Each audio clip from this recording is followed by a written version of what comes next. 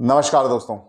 आप कैसे देखते हैं इसे कि आपकी पहाड़ जैसी समस्याएं, आप जीवन में बहुत लंबे समय से किसी समस्या विशेष से जूझ रहे हो सकता है किसी बीमारी से, हो सकता है धन की कमी से, हो सकता है ऋण और रोग में आप फंसे हुए हो, शत्रुओं ने आपको घेर रखा हो या बड़े बड़े कोर्ट केस आपके ऊपर चल रहे हो।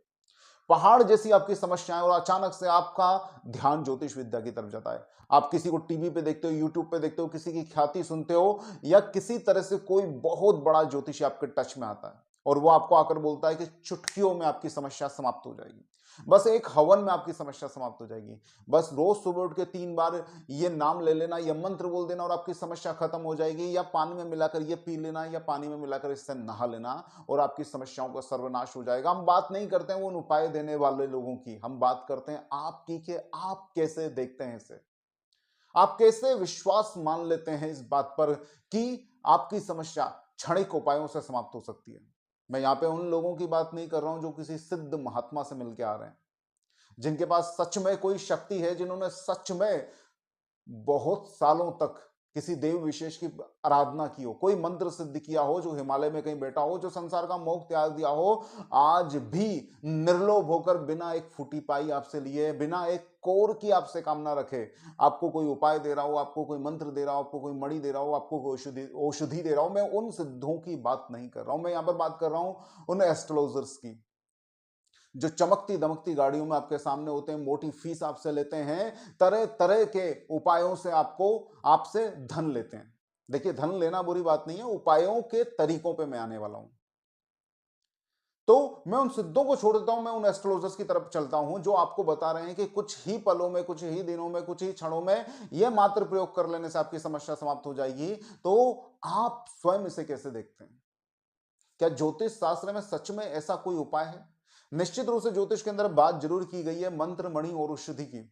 उसमें निश्चित रूप से औषधियां, किसी को पानी में डाल के खाना है, किसी को पानी में डाल के नहाना, इस तरह की औषधियों की चर्चा है, लेकिन समय नहीं बताया गया है कि 4 दिन करना है कि 40 दिन करना है। इसी तरह से कोई रत्न पहनना या उस रत्न विशेष की, उस ग्रह विशेष की मूर्त बना के या ग्रह के अधिदेवता, मूल देवता की मूर्त बना के उसकी पूजा आपको प्रारंभ करना है, लेकिन कितने समय तक करना है यह समय नहीं बताया गया है।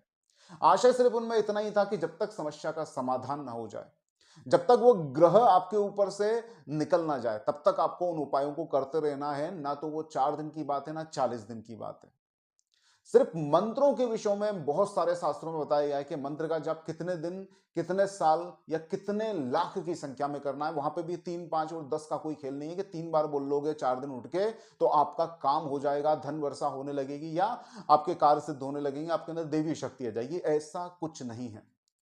तो बात है यहां पे अगर एस्ट्रोलॉजी की, आप किसी एस्ट्रोलॉजर से मिलते हैं, किसी ज्योतिषाचार्य से मिलते हैं, किसी हॉरोस्कोप रीडर से मिलते हैं, तो वह निश्चित रूप से ऐसा होना चाहिए जो आपको ज्योतिष के ही उपाय बताए। या तो आप मिल रहे हैं किसी तंत्र मंत्र की ज्ञाता से, किसी सिद्ध से, किसी गुरु से, किसी महात्मा से, किसी संत से, तो वहां की बात हटा देते हैं। लेकिन अगर बात कर रहे हैं हम ज्योतिषी की, जैसे आप एलोपैथी के डॉक्टर से मिलते हैं तो वो आपको एलोपैथी की दवाई लिखता है, आप आयुर्वेद के डॉक्टर से मिलते हैं तो वो आयुर्वेद की दवाई लिखता है, आप होम्योपैथी, नेचुरोपैथी, इस तरह से जितने भी उस फील्ड विशेष के जिसका नाम लेकर वो अपने कार्य क्षेत्र में जुटे हुए हैं, उस व्यक्ति विशेष से मिलते हैं तो उसी से संबंधित वो उपाय देता है। तब यहां पर अचानक क्या हो जाता है, कैसे कि एस्ट्रोलॉजर सिद्ध बनकर आपसे बात करने लगता है, कैसे ज्योतिषी ज्योतिष से हटकर कोई दिव्य ज्ञान की जड़ी बूटियां आपके हाथ में रखने लगता है और वो बोलता है कि जाओ तुम्हारा काम हो जाएगा। तो फिर उसको बोलो, महाराज जी आपको फिर जन्म कुंडली की आवश्यकता क्या है, आप तो यूं ही बता दीजिए क्या चल रहा है मेरे जीवन में।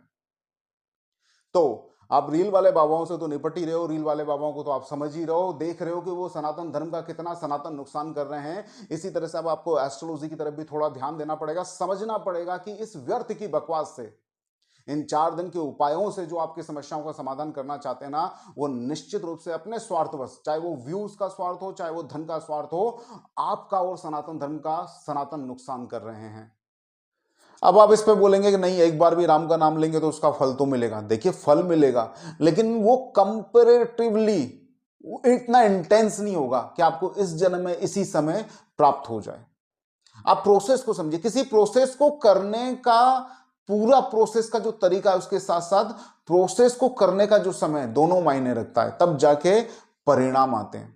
आप इसको देखिए, प्रोसेस क्या है। चलिए आपको मैं बोलता हूँ चाय बनाइए, आप बोलेंगे पंडित जी चाय बनती कैसे, मैं बोलूंगा एक गैस चालू कीजिए, उसके ऊपर तपेली रखिए, उसमें दूध डालिए, पानी डालिए, शक्कर डालिए, अदरक डालिए, चाय की पत्ती डालिए और अन्य चाय के मसाले डालिए। आप ठीक है, आप इस प्रोसेस को फॉलो करते हैं, आप भी अपने घर जाते हैं, आप गैस को चालू करते हैं, उसमें तपेली रखते हैं, उसमें दूध, शक्कर, चाय, पानी इत्यादि इत्यादि चीजें डालते हैं और 10 सेकंड बाद गैस बंद कर देते हैं।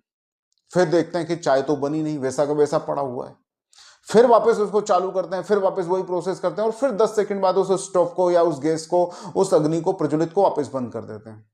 तो थोड़े समय बाद वो जो आपने रखा हुआ सामग्री है चाय की, वो चाय तो नहीं बनती है लेकिन वो सामग्री सड़ जाती है, खराब हो जाती है, फेंकने जैसी हो जाती है। यही आपके सारे उपायों के साथ अंततः होने वाला होता है। आप देखते हैं कि भाई जो कहा गया था वही तो किया है, जैसा मंत्र बोला गया था वैसा ही हमने भी बोला है, लेकिन आप ये भूल गए कि उस अग्नि को तब तक प्रज्वलित रखना है जब तक कि उसमें उबाल ना आ जाए, वो सिद्ध ना हो जाए, चाय बन ना जाए। इसी तरह से वो उपाय तब तक करना है जब तक आप उस समस्या से निवृत्त ना हो जाए, वो देवता आप पे प्रसन्न होकर अपनी अनुभूति ना दे दे। इसके बिना वो उपाय उस चाय की तरह सड़ जाते हैं। तो इस बात का ध्यान रखिए, अपनी बुद्धि के ऊपर आश्चर्य कीजिए, अपनी समझ को विकसित कीजिए कि आप कैसे समझ सकते हैं, कैसे सोच सकते हैं कि आपके पहाड़ जैसी समस्याएं, वो चीजें जो सालों से चली आ रही हैं, वो चुटकी बजाते हल हो जाएंगी। सनातन धर्म प्रबल प्रयास को प्रेरित करता है अपनी हर एक प्रत्येक विद्या के साथ, ना कि आपको कर्महीन बनाता है।